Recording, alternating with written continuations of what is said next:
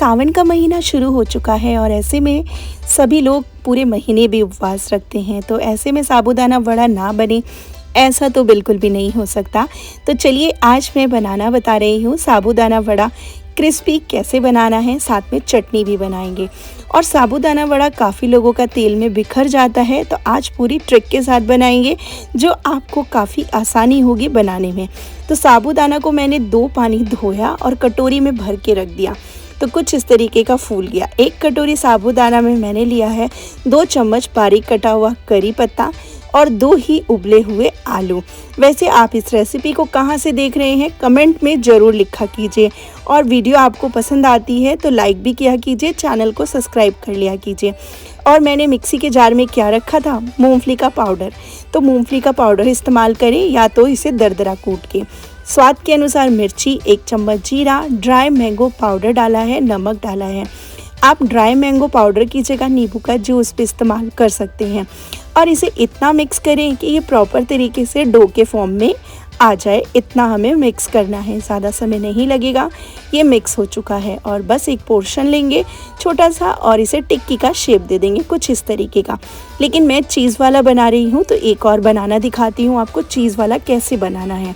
तो थोड़ा सा हमने डो लिया और इसको बिल्कुल आलू के पराठे की तरह कैविटीज़ बनाई। इसमें डाला हमने चीज़, ऊपर से थोड़ा सा और डो डाल दिया है साबूदाने का, क्योंकि ये आटे की तरह बिल्कुल रोल नहीं होता है ना, इसलिए। और अच्छे से शेप दे दें कि ये बिल्कुल चीज़ जो है ना बाहर निकल ना पाए, नहीं तो तेल जो है ना सारा वेस्ट हो जाएगा। तो एक बार और देख लीजिए, बिल्कुल साबूदाना लीजिए और उसके बाद इसमें थोड़ी कैविटीज़ बनाएं, इसमें चीज़ डालें, ऊपर से थोड़ा सा डो डालकर इस तरीके से बंद कर दें। चटनी बनाने के लिए मैंने धनिया लिया है, आपके पास पुदीना हो तो ज़रूर इस्तेमाल कीजिएगा। इसमें अदरक, मिर्ची, नमक, फ्रेश दही इस्तेमाल की है मैंने, और इसको ग्राइंड कर ले। इतनी सिंपल बनती है चटनी, लेकिन स्वाद बहुत अच्छा लगता है इस चटनी का।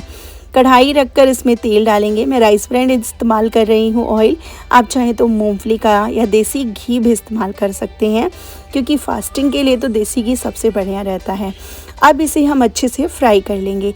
पहले इस लो को, मतलब गैस की फ्लेम को लो रखिएगा कि ये अंदर तक कुक हो जाए। उसके बाद इसे हाई करके इस पर अच्छा सा कलर आने तक सेक लेंगे, तो ज़्यादा समय नहीं लगेगा। एक बार की फ्राई करने में आपको 5 से 7 मिनट का समय लग सकता है। तो ये बहुत अच्छे से क्रिस्पी हो चुका है, और इतने अच्छे से कीजिएगा कि चीज़ भी अंदर तक मेल्ट हो जाए। तो चटनी हमने बना ही ली थी और साबूदाना वड़ा भी बन चुका है। तो देखिए कितना बढ़िया बना है, खाने में भी बहुत स्वादिष्ट है। रेसिपी ज़रूर ट्राई करना है और चैनल को सब्सक्राइब भी करना है, वीडियो को लाइक भी ज़रूर कीजिएगा। तो देखिए कितने अच्छे से चीज़ मेल्ट हुई है। दोनों ही तरीका बहुत अच्छा है, चाहे तो चीज़ के या विदाउट चीज़ के बनाएं, पर बनाएं ज़रूर और अपने घर वालों को खिलाएं ज़रूर। तो मिलूँगी मैं फिर से आपके साथ एक और आसान रेसिपी में। Bye bye.